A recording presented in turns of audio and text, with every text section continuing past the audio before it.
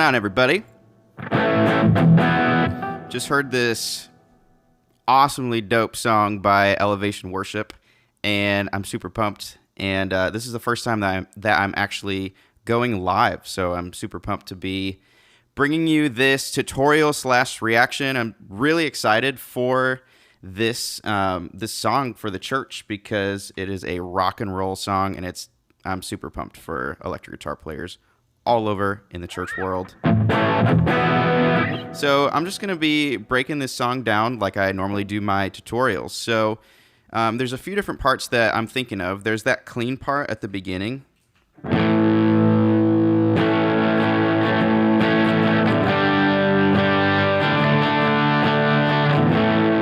that's just kind of like a clean part. Here, let me tune up.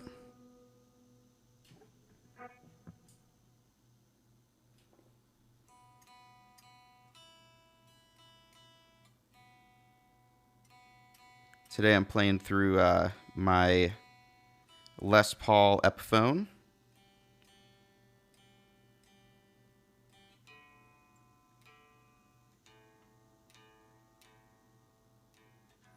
So this song is going to be in A, but it's going to be in a mode if you think about it that way.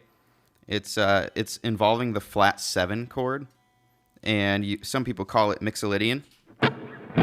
Basically meaning if you're in A, your 7 chord would be your G sharp diminished, but if it's flat 7, it's a G chord, so it's just a G major chord.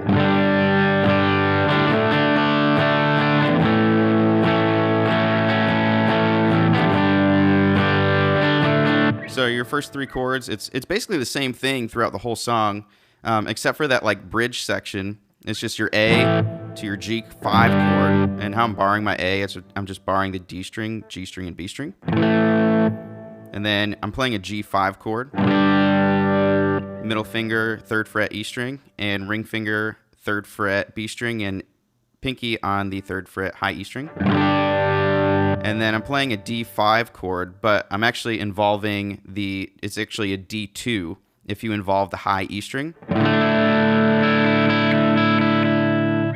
So it's going to be like your normal D chord, but you're going to open your high E string, and then I'm actually moving my middle finger. Some of you guys who follow this channel, I pretty much play my D chords like this all the time when I'm playing on electric, just because it feels like it's nice and clean compared to... It's a little bit more open. But I want to get to the part that probably a lot of you guys who are watching this video have come for, and that's like the bridge section. So there's a simplified section at the beginning of the bridge, like breakdown, and then there's a more complex section. The first section sounds like this.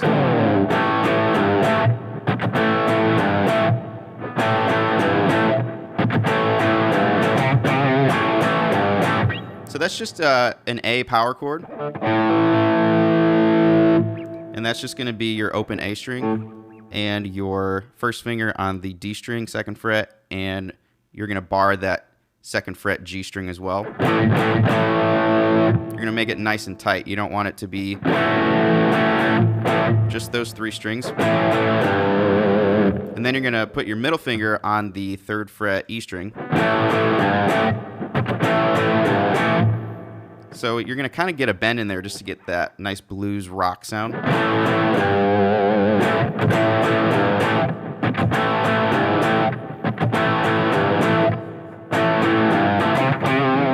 Then that last part is your middle finger on the 3rd fret A string.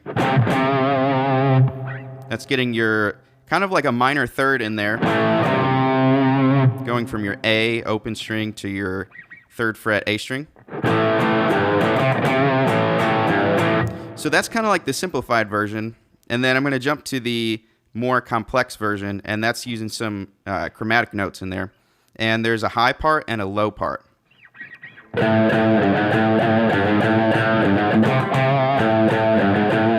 So there's 2 ways you can play this on the low string. You can get your A string involved. So it's open A string, middle finger, low string, 3rd fret, and then ring finger, 4th fret, E string.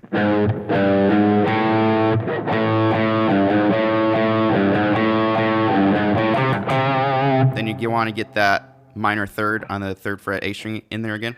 So then the second way to play it is if you start your ring finger on the 5th fret low E string.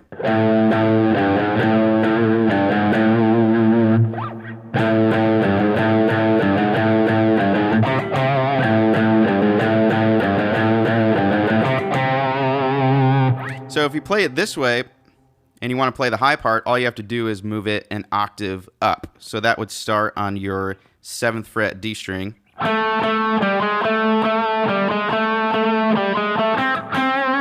And then that C note is going to be on your 5th fret G string.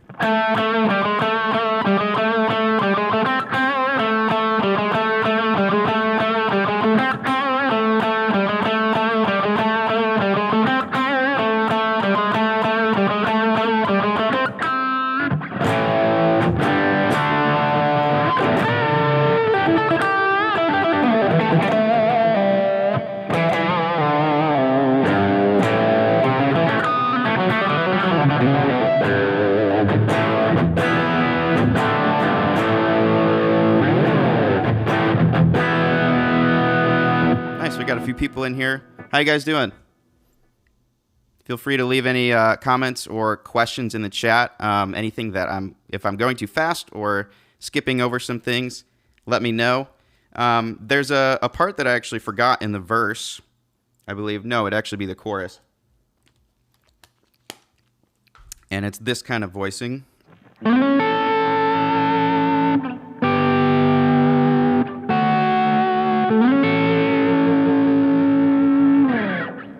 So that would be your middle finger starting on the 11th fret D string and your first finger on the 10th fret B string. Feel free to slide into it too.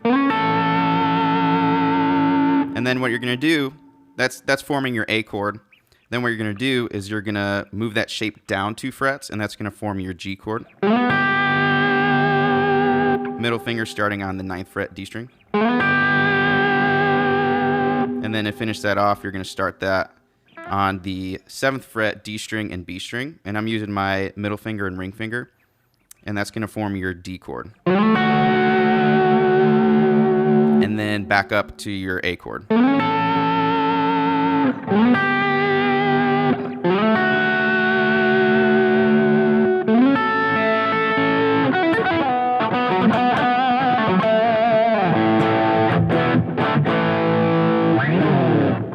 Trying to see. Curry Boy, this is, I believe, the down chorus. So the verse is actually starting off with just cleaner type sounds on your power chords.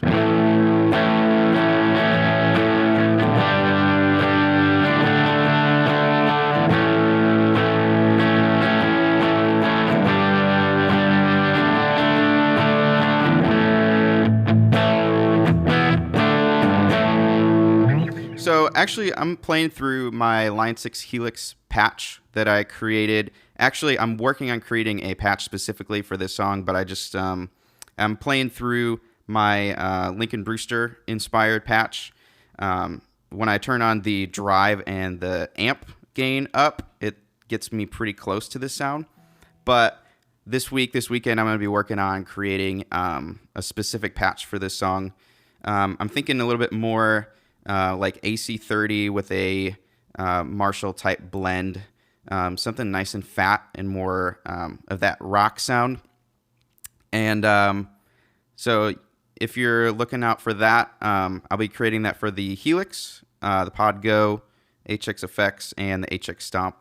And I'll have those all listed on my website. If you're not in the loop and you want to get notified about those, go to my website and sign up for my email list. I'm always on top of trying to send out an email whenever I come out with something new.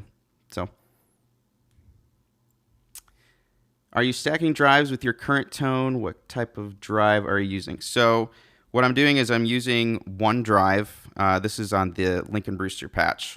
I've got the Stupor OD drive, and then I have basically a plexi amp. So I'm not stacking drives specifically on this, although when I do create the preset, I might experiment with stacking some drives and seeing how that sounds.